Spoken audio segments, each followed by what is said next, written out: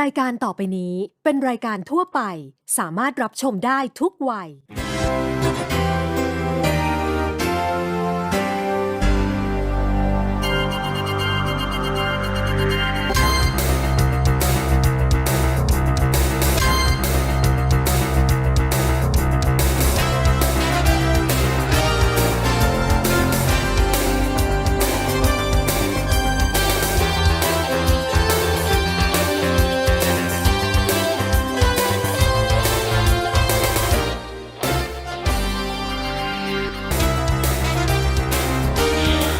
Hello fellow mentors, good morning and mabuhay sa inyong lahat. Welcome to the new normal reporting only here on Consol PCFG4. For today's episode, we will discuss the organizational leadership. So, without further ado, let's get started.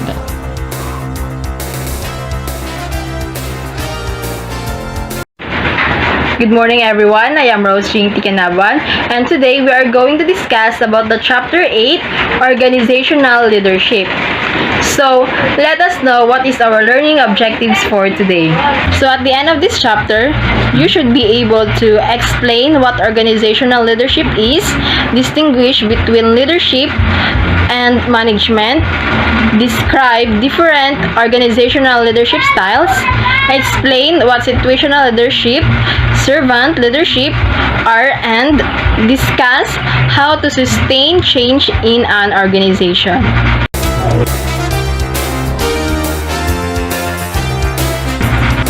So this lesson on organizational leadership won't be laid to waste because even if you are a teacher, you are already a leader and a manager. You are a teacher and a class or classroom manager. With this in mind, this course won't be complete without a discussion of an effective leader and manager for which you will be in the future. In organizational leadership, leaders help set strategic goals for the organization while motivating individuals within the organization to successfully carry out assignment in order to realize those goals. So in organizational leadership, focus on the individual and the organization to successfully meet those goals. And also, organizational leadership communicates the mission and vision and also establishes the strategic plan. In the school setting, the school leader helps set the goals or target for the school and motivates teachers, parents, learning, non-teaching personnel, and other members of the community to do their tasks to realize those goals. So, in the school setting naman, it also have a school leader and also they have a mission, vision to need to be achieved, and also they help the community members in the school or the school members to motivate the teachers, parents, learners, and also the non-teaching personnel so that they can reach those goals of the mission vision. Organizational leadership is also an attitude in a work ethic that empowers an individual in any role to lead from the top, middle, or bottom of an organization. So in the organizational leadership, it is focused what is best for the individual and also in the organization. And school setting, the school leader helps anyone from organization, not necessarily from the top, to lead others. So both school leader and organizational leader has an attitude to and also have an work ethic. So it means that school leader and organization leaders, even though you are in the top, neither are in the bottom, you can also to lead the organization. So now we are go on the next topic about the leadership and management. So are the leadership and management synonymous? If I'm a good leader, does it follow that I'm also a good manager? Or if I'm a good manager, am I at the same time a good leader? Not necessarily. Now let us discuss the difference about in the leadership and management so that we can answer those questions. A school head leads the school and community to formulate the vision, mission, goals, and school improvement plan. This is a leadership function. So it means that the school head leader is only formulate the vision and mission and goals according to the situation of the community so that it can be improved. So that is the leadership function.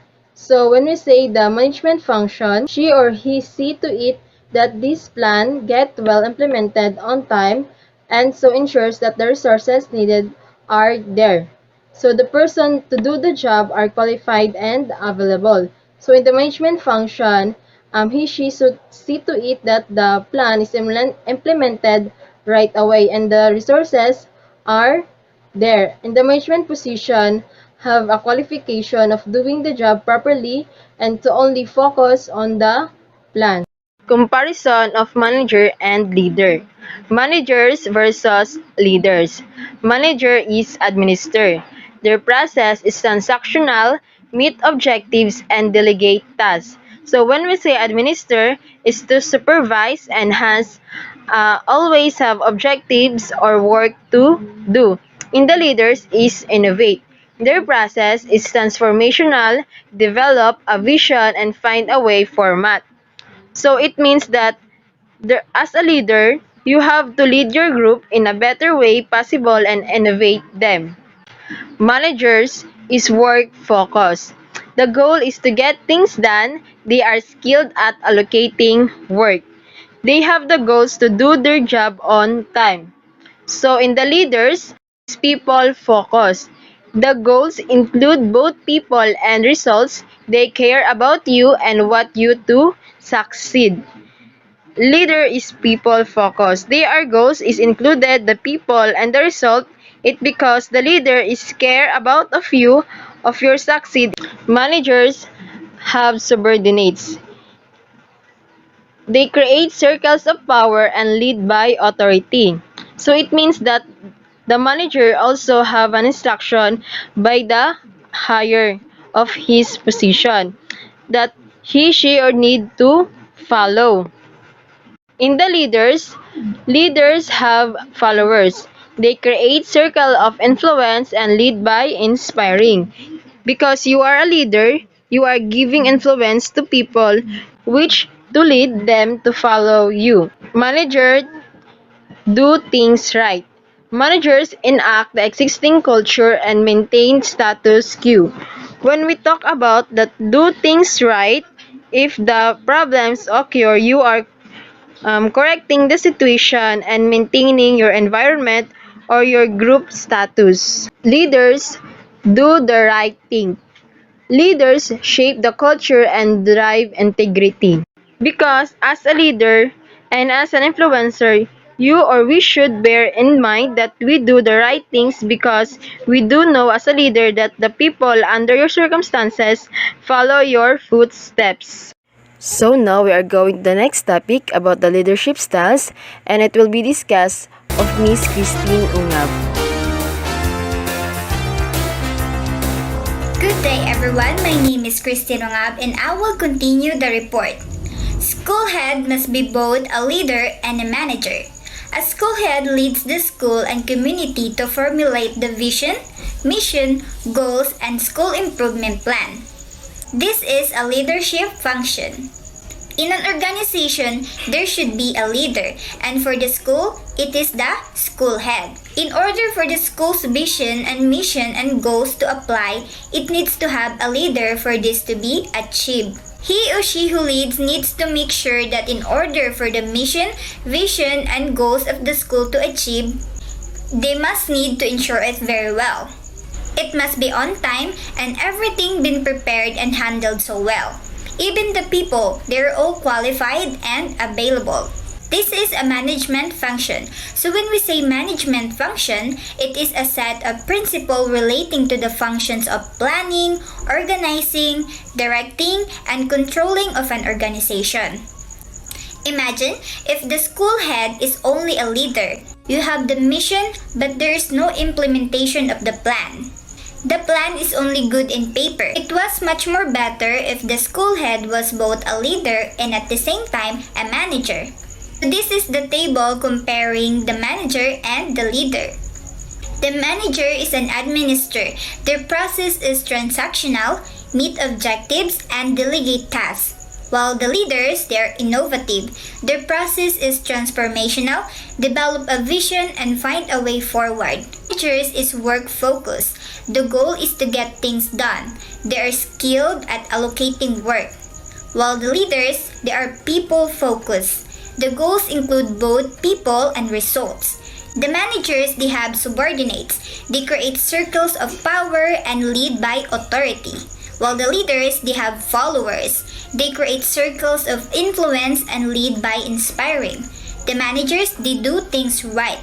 Managers enact the existing culture and maintain status quo. While the leaders, they do the right thing. Leaders shape the culture and drive integrity. So there are 3 types of skills demanded of a leader.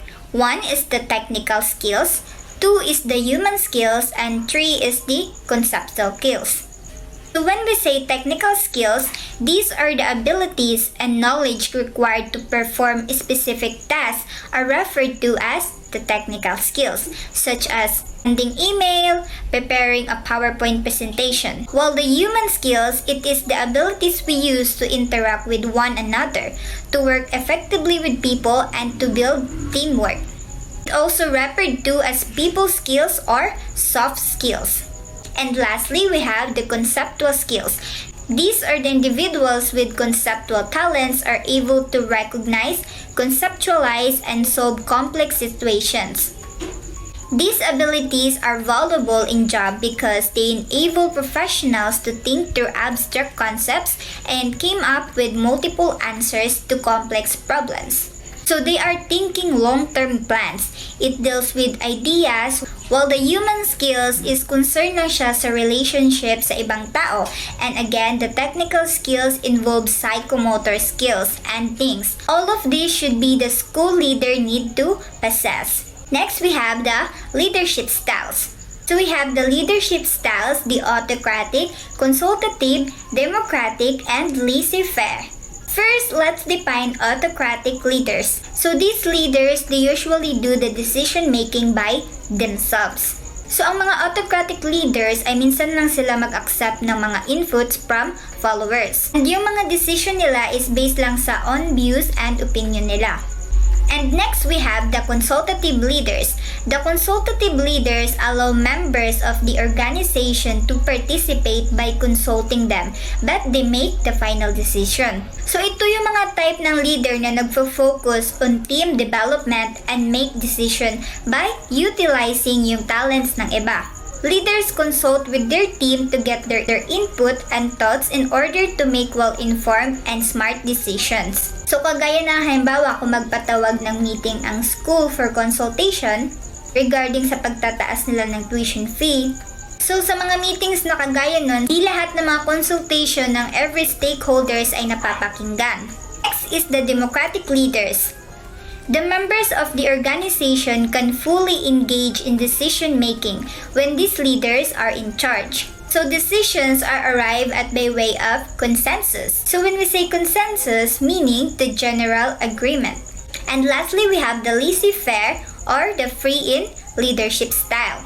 Leaders avoid taking accountability and instead delegate duties to the members of the organization. So, hindi masyado nag-i-involve dito yung leader. At hindi rin sila nagpro-provide ng mga excessive instruction or direction. Nagpro-provide lamang sila ng mga direction and take responsibility when it is necessary. But their leadership styles allow subordinates and team members to take the lead. So, this is one of the weaknesses of the Filipinos, the kanya-kanya mentality. Ang magiging problema if ang organization has reached a level of maturity. And ang mga members will do only good for the sake of the organization. Magkakaroon lamang ng chaos if one member will do as he or she pleases even if it is against the common good. So all of those leadership styles, the consultative and democratic leader style, are the only one that allows the members to participate. The one who is genuinely abiding the rule of the maturity between the consultative and the democratic styles of leadership is the democratic styles. And that would be the end of my report. Again, my name is Christine Ongao.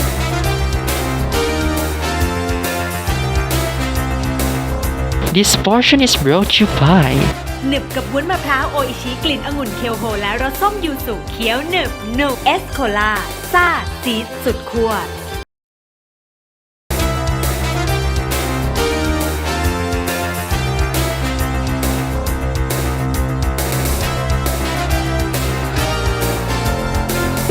So in situational leadership style, so this leadership style model, it is effective leaders that adapt their what we call leadership style to the situation of the members of the organization.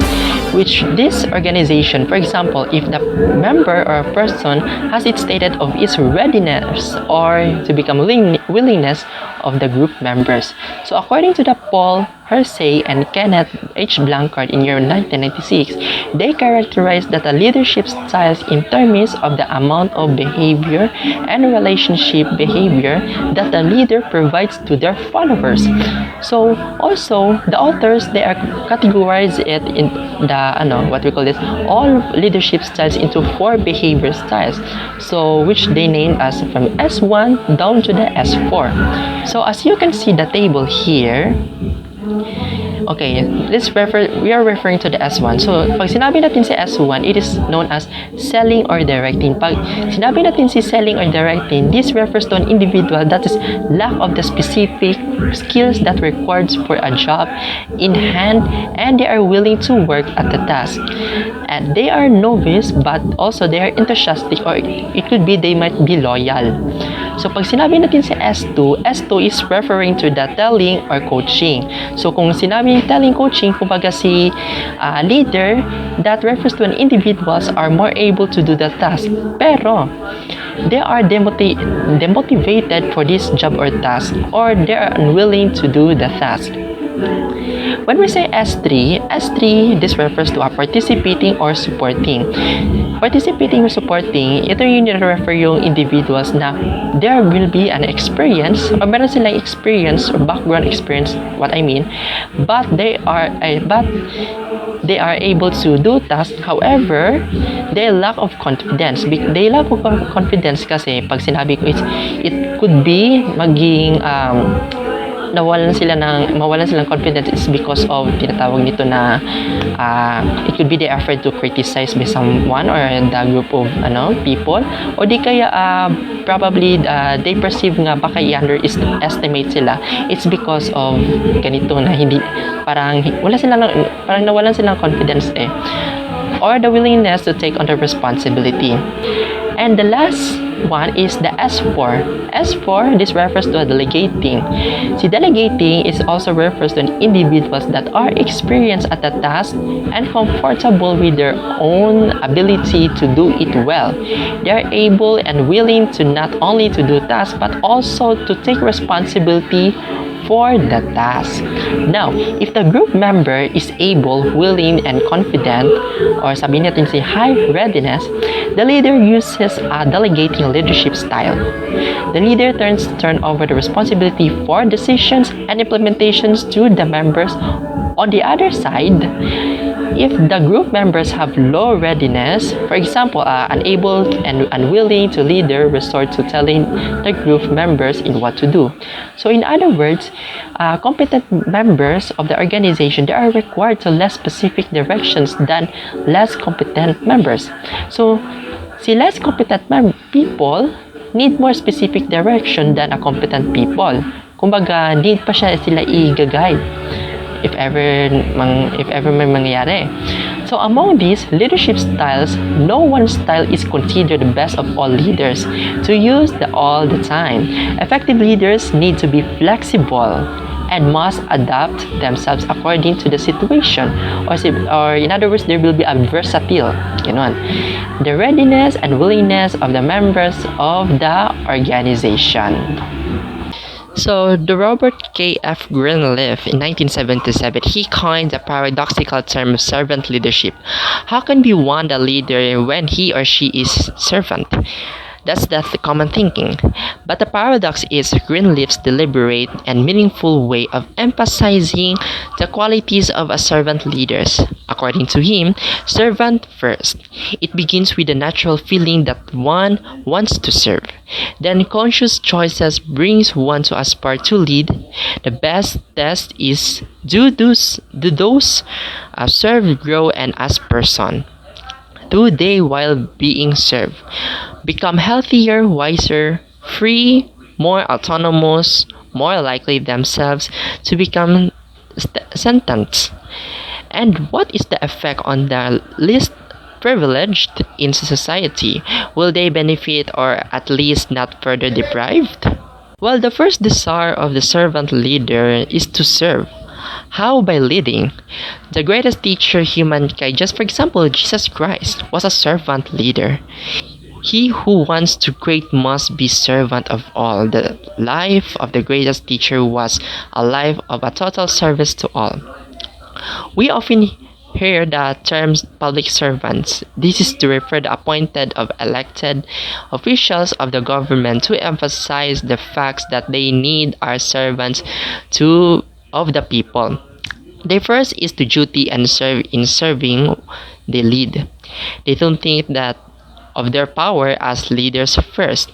If they do, they tend to become more conscious of their importance felt over their conscious of their power over their constituents and tend to impose that power or make their importance felt over their constituents and forget that if ever they are given power, it is serve their people. Someone said that power corrupts. Servant leadership seeks to involve other decisions. The school head who acts as a servant leader forever remembers that she is to serve his or her teachers, the student, the parents, and etc., and not the teachers, learners, parents to serve him. And I have an excerpt of Gospel of Servant as leaders. So, here, according to Matthew chapter 20 verse 27, whoever wants to be served first among you must be your slave. On Matthew chapter 23 verse 11, the greatest among you shall be your servant.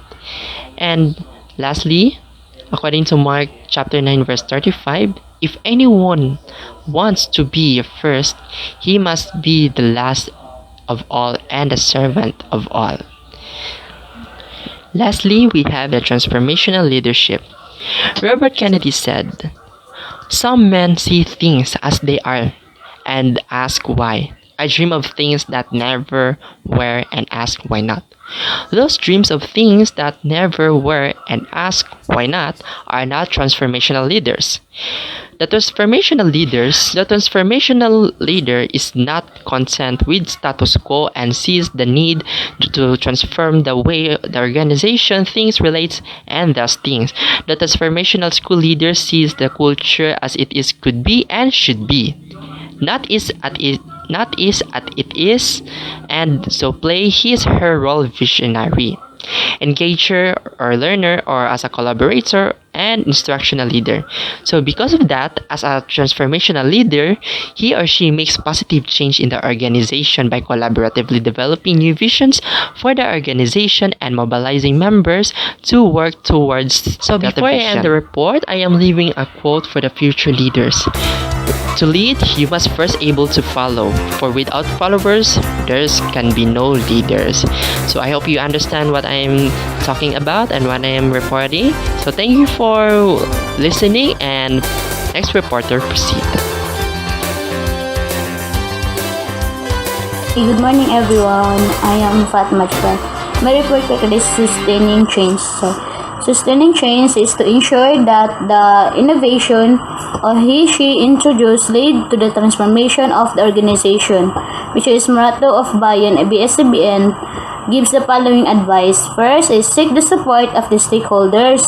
And the leaders must build a strong coalition of allies in order to push for any meaningful change that would yield result. Innovation cannot be forced upon the teachers, the student, the parents, the community without serious consequence. Number 2, get people involved early and often.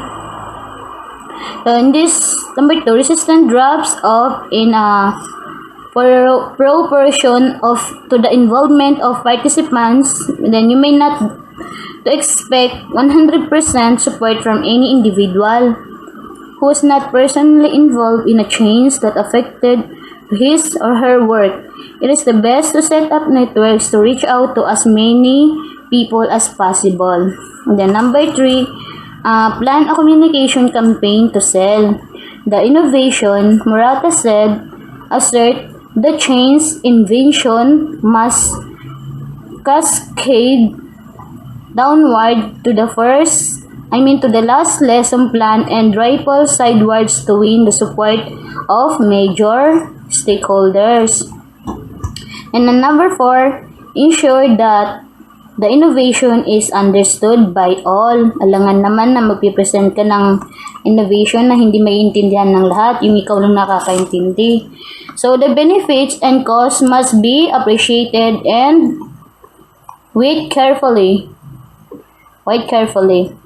The last one is consider timing and pacing. These are highly critical. Misstep might backfire and lack of sensitivity to stakeholders might lead to resistance. Ito naman yung mga bagay na dapat matutunan or intindihin ng isang leader mula sa base sa kanyang naobserbahan or na-experience o kanyang experience bilang isang leader. So, ang una-una sa takeaways is organizational leadership is also an attitude and work ethic that empowers an individual in any role to lead from the top, middle, or bottom of an organization. So, next, leadership and management are not anonymous but are related to each other. The third, leadership is focused more on the vision, the future state of the organization, while management is concerned with daily operations. The fourth one is an effective school head is both a leader and manager.